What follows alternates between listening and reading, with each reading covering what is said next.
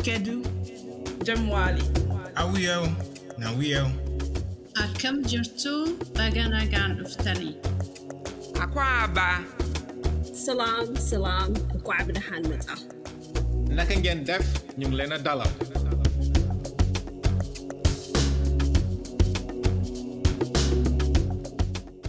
Hello and welcome to another edition of Lagos to Mombasa, the Trans-Africa podcast from the Center for Global Development. I am your host, Gyude Moore. I'm a senior policy fellow here at the Center for Global Development in Lagos to Mombasa. We interrogate the big questions when it comes to development in Africa. Here we talk to policymakers, we talk to researchers, people who are thinking about the policies that bridge the promise and the challenges the continent faces. And today, we are going to continue that conversation. But just before we start that conversation and then introduce our guests, this season of Lagos to Mombasa has been focused on the climate and its impact on lives and livelihoods.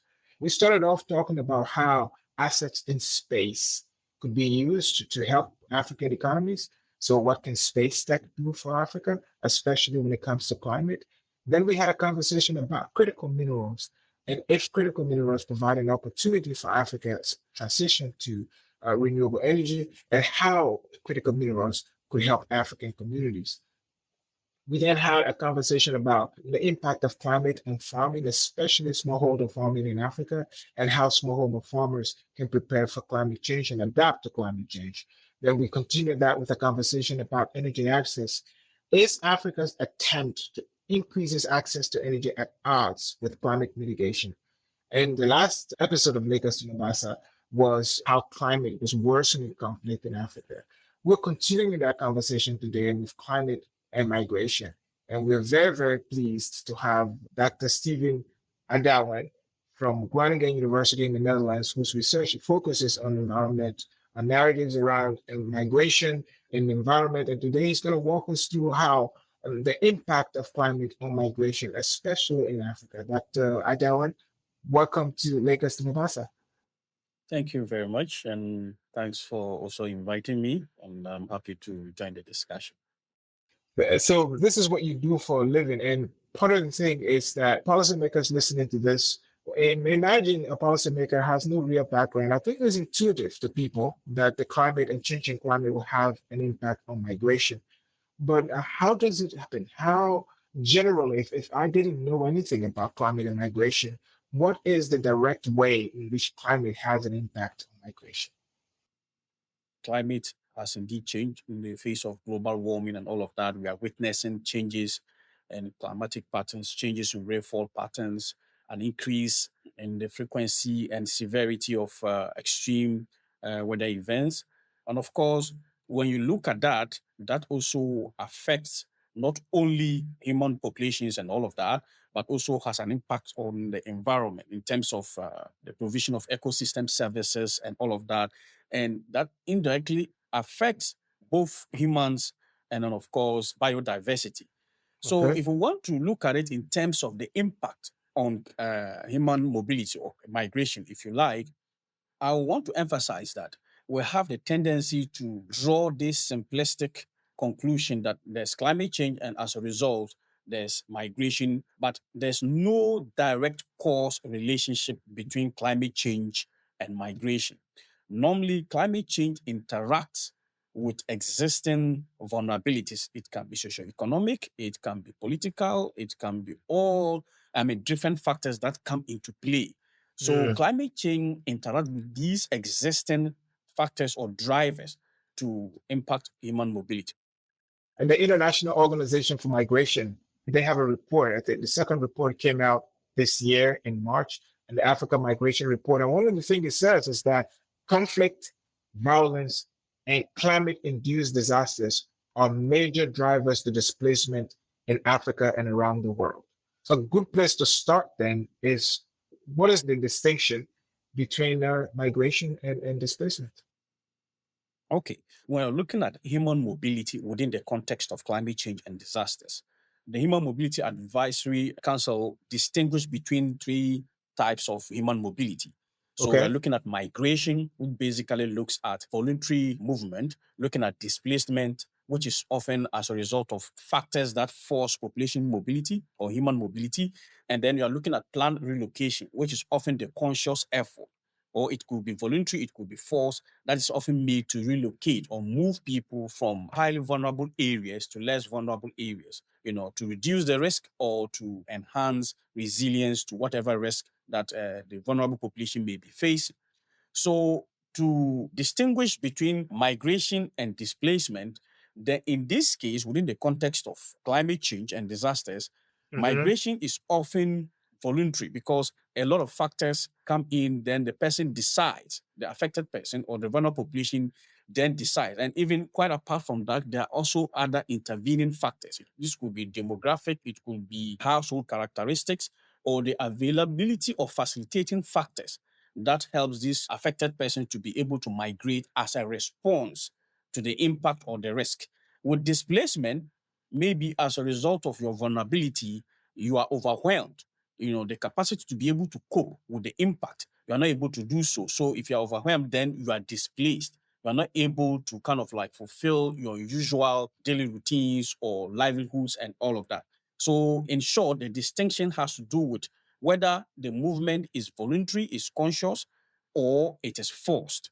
That is where the distinction, there's a thin line between the two.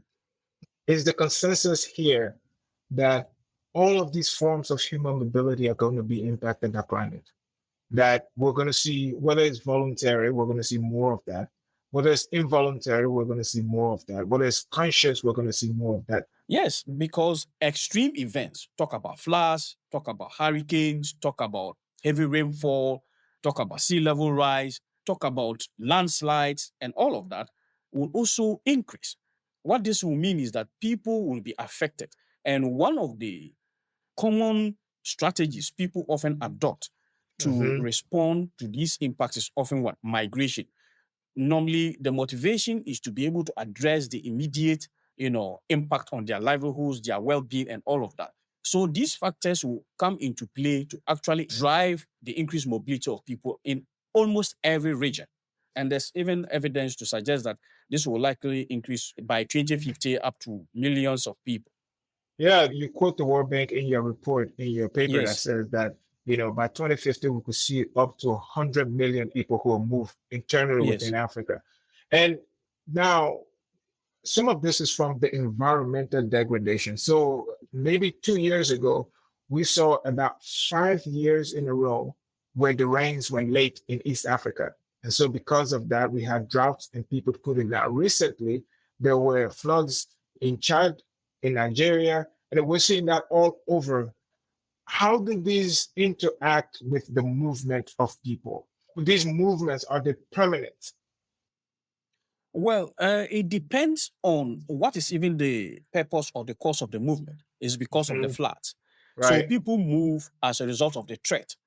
So if there are no measures to be able to address this threat, Makes then sense. people will look to move to areas that are less vulnerable, even though we sometimes have people actually refusing to move, even if there's a planned relocation or resettlement exercise, or others actually return, even though there's that perceived risk as a result of their inability to be able to, one, maybe integrate in the new locality, or are unable to continue their livelihoods or to even improve their well-being. Or there's some form of place attachment, emotional attachment, cultural attachment, or whatever. Irrespective of the threat, people sometimes return to these high-risk areas. So in as much as they may be movement, this movement could actually sometimes be permanent or it might be temporary, depending on the context. So sometimes people can go back irrespective of the threat, or sometimes they move away and settle permanently elsewhere. Well, so I guess this brings us to the question of, are there parts of Africa that are more vulnerable than others? Because the World Bank does a report that says, parts of East Africa, they think Yes. Tanzania will probably lead in terms of internal movement. And then there's West Africa too, where you're Yes. going to see a significant movement. What is it about different parts of the continent that make them more vulnerable to climate-induced migration or climate-induced movement? Yes, if you look at the differentiated vulnerability, Okay. there are some areas for example, coastal areas, low-lying areas, areas that are exposed to, for example, in North Africa, because of the dry weather conditions or desertification conditions, high temperatures, lack of water, or depending on whether you even find yourself in a rural area or even in an urban area. It also depends on whether you are living, for example, in a very resilient housing infrastructure or you are living in a mud house. It depends on your exposure, wherever you find yourself, the topography of the land, and of course, also the intensity of whatever risk that you may be facing. So in areas, for example, along the Sahel, where you have many people having their livelihoods, dependent on rainfall activity or even depending so much on the natural environment, natural resource base, then the vulnerability to climate change impact and disasters will be high. So if you say, for example, in East Africa or even in the Sahel, many people are engaged in agriculture, some are pastoralists and all of that.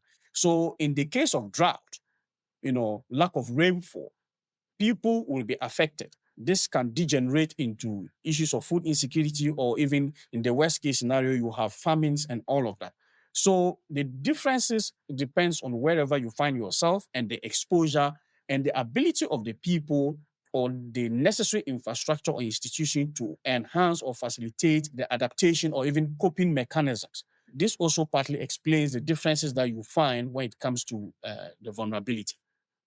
So, what we have noticed, Africa is now one of the fastest urbanizing regions in the world. Yeah. And that fast growing urbanization is going to continue to happen. Yeah. Does the impact of climate induced mobility differ in rural areas than they do in urban areas? Is it worse? Is resilience better in urban areas than in rural areas? Of course. If, for example, you find yourself in a particular country, the exposure and the ability to cope to the perceived risk, will indeed bring about differences in terms of the impact of the particular climate change. So if you are in a rural area and then your livelihood depends so much on rainfall and there's a drought, obviously you are exposed in the sense that you are not able to harvest or your crops will not do well. If you find yourself in an urban area and you are living in an area that is vulnerable to flooding, that can also expose you. And in terms of, we are talking about heat, urban areas, I will always refer to them as heat islands in all of that. So there will also be variation in terms of ailments or health issues related to high temperatures and all of that. So between the rural and urban areas, obviously, there are differences in terms of the impact and vulnerability. While in urban areas, they may be available or the necessary infrastructure, physical infrastructure, or even healthcare facilities or response mechanisms for people to enhance resilience and coping systems. In the rural areas, coping mechanisms, or even apart from the socioeconomic coping mechanisms that people may have, these opportunities to be able to enhance resilience is often limited in the sense that these people most often they do not have potable water, they don't have access to hospitals, and even the infrastructure itself may not really be of good quality or standard. So, for example, in northern part of Ghana, where I come from, during February, March, we often have issues of high temperatures because of the intensity of the sun that we often experience. So in the rural areas that you have buildings that do not have good ventilation, it often also degenerates into issues of what? Cerebrospinal meningitis. So you often have people dying because of the heat and then because of the lack of ventilation and all of that. So in instances where there are not good hospitals to be able to address these issues or even education, that can also escalate or even aggravate the level of impact in terms of the heat in the rural areas as compared to the urban areas where they might have access to electricity, fans, and good ventilation in terms of the buildings that they may be residing in. So these are some of the differences that you may see in terms of the impact. This makes a lot of sense. I want to talk a little bit more about one of the things highlighted elsewhere is that we spoke about this at the beginning of our conversation, that the kind of homes in which people live. A characteristic of African urbanization has been the fast growth of unplanned settlements or slums. Yes. And the structures you find in those places are not permanent structures. They're not good structures. And those Yes. structures are sort of enhance or sort of make them more vulnerable to climate. Can you talk a little bit about the structures in urban settings that make them more vulnerable, especially in Africa, to climate change? Yeah. Normally, because of climate change, or if you are looking at urbanization, one of the drivers of urbanization, apart from natural increase, which has to Mhm. do with births and all of that, you also have the impact mostly from rural urban migration. People Correct. moving in, from the rural areas. And one of the main reasons why people move is as a result of what? Unemployment, or especially of the young people moving into the urban areas, looking for job opportunities and all of that. Right. And the majority of these people often coming in are often the poor rural folks. Okay. And if you look at the areas where people tend to settle, are often also the vulnerable areas where you have slum conditions, slum settlements also springing up. What this means is that they are also exposed.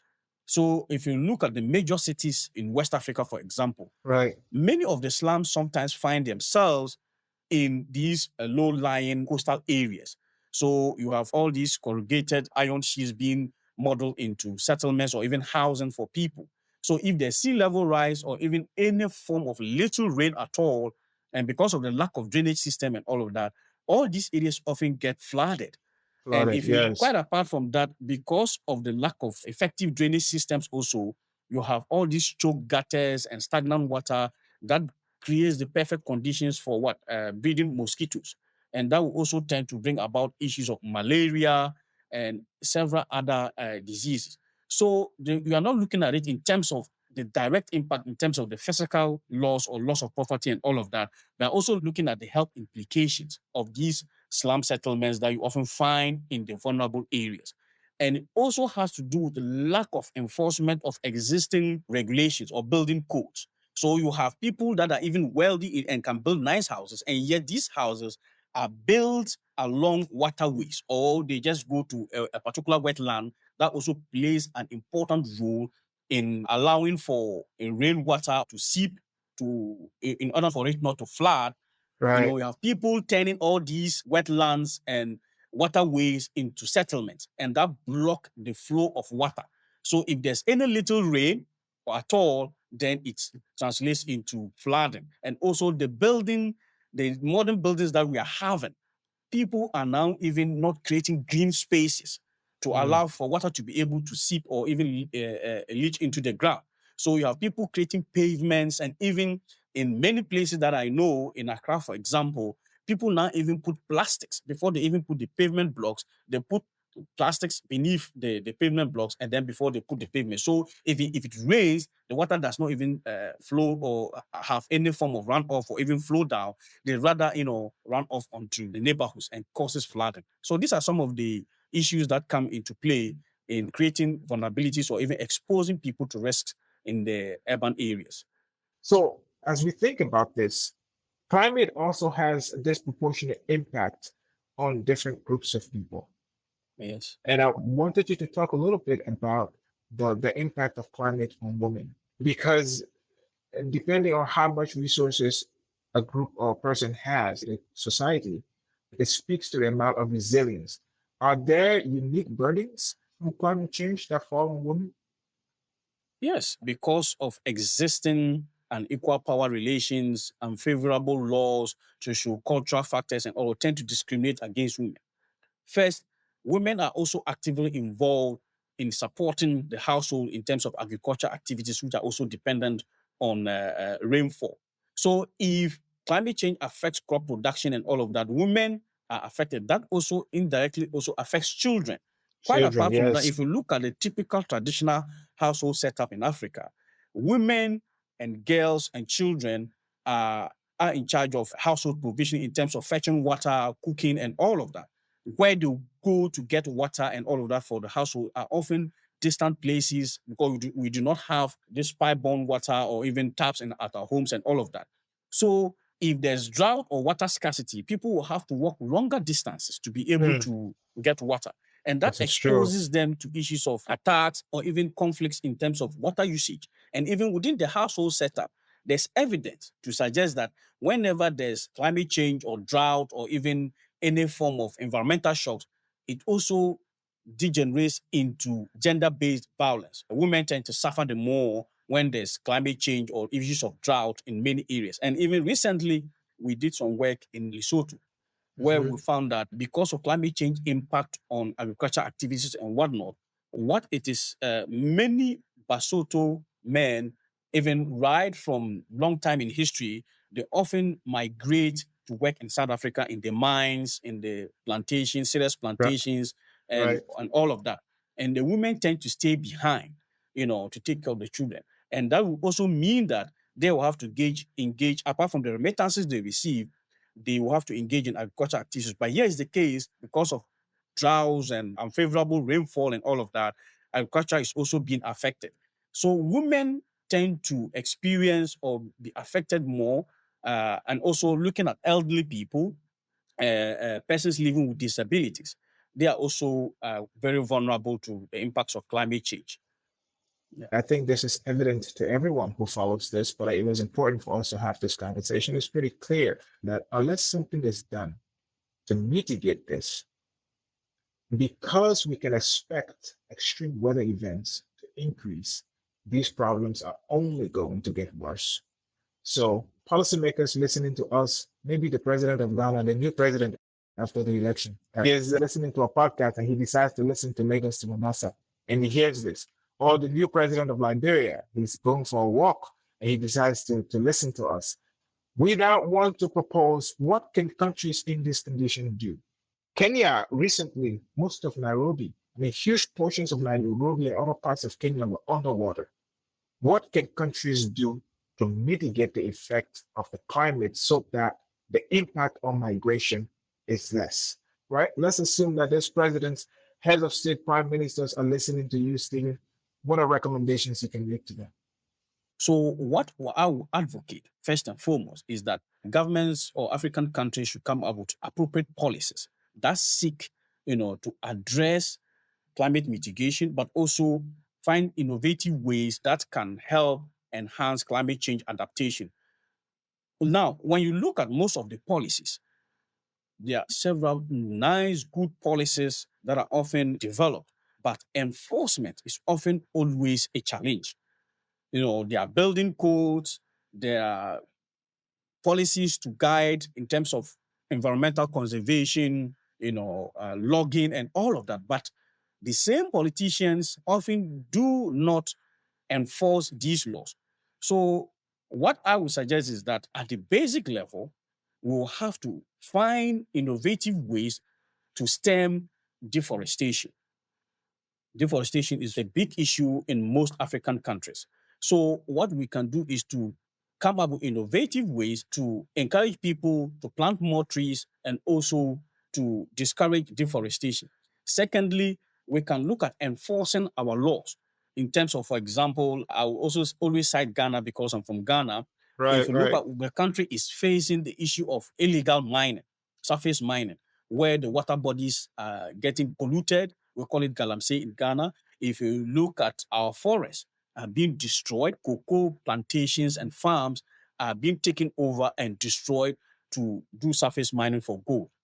So if the government can enforce these laws, even if that is a livelihood, you can streamline the activities of these surface miners or what we call small-scale miners who do galamsey in the country. That can, in a long way, help conserve our forests and also provide opportunities for people to be actively engaged in employment without necessarily destroying the environment. And then, of course, the issue of transitioning to green economy. Green economy in the sense that we pursue low carbon emitting development pathways by coming up with innovative ways to create green jobs, recycling, there's the circular economy, and of course, also coming up with innovative ways to keep people in jobs, green jobs, renewable energy, and carbon emission reduction. So these are some of the ways that we can do. But you see, some of our countries are already coming up with ways to tax, for example, carbon emission tax, putting more import duty tax on cars that use gasoline and diesel and all of that. But if you look in our context, how many people can afford electric cars?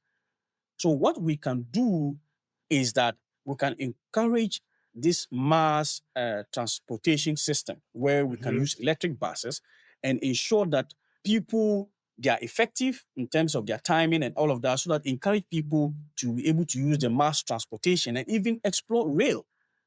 Many of our countries, they travel here, they come to Europe and see the importance and how effective it is to use rail.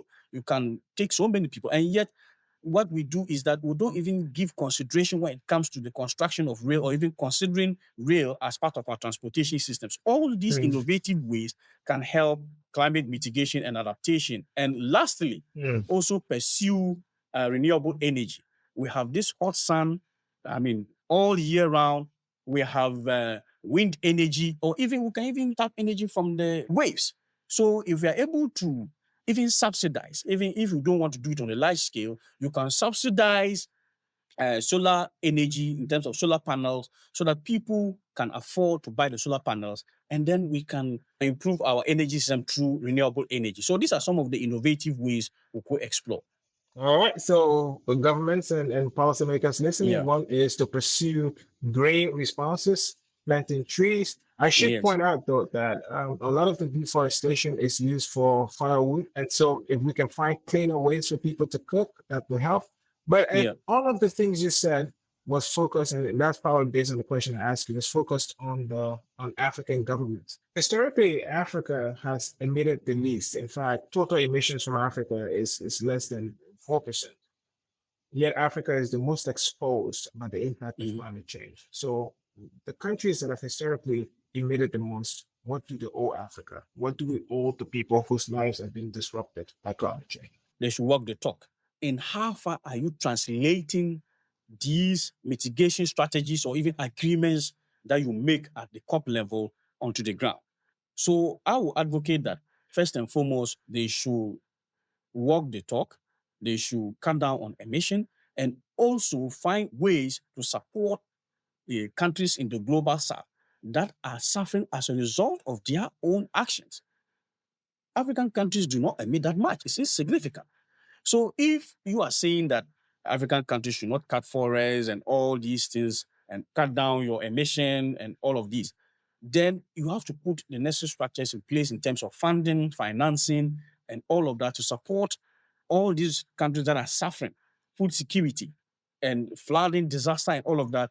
Their mitigation, or even should I say their climate adaptation measures or strategies that they're doing, you can support them. These are also ways by which they can support, and also importantly, cut down on their emissions. That can go a long way to help in our fight against climate change. Stephen, we want to thank you very much for taking the time to speak to us today about climate, its impact on mobility, migration, and urbanization, what African governments can do to mitigate the impact. But because Africa is such an almost insignificant contributor to emissions, what the historical emitters can do to help Africa respond. Thanks for taking the time to speak with us, Stephen. Thank you very much. And thanks to you and the team for the opportunity to be on this platform, to also contribute and driving the discussion and the agenda on issues of climate change and the impact in Africa. Thanks for listening to Lagos to Mombasa, the Trans-Africa podcast from the Center for Global Development. Very special thanks to the CGD podcast team, Kia Muleta, our program coordinator, amazing Kia, Stephanie Donahoe, Jubilee Ahaizi, Sam Easy for making it happen. Lagos to Mombasa is available on the CGD podcast stream, so make sure you subscribe to the CGD podcast on Apple, Spotify, or wherever you listen to podcasts. Remember, you can check out all of our research in Africa more at cgdev.org. That's cgdev.org. See you next time.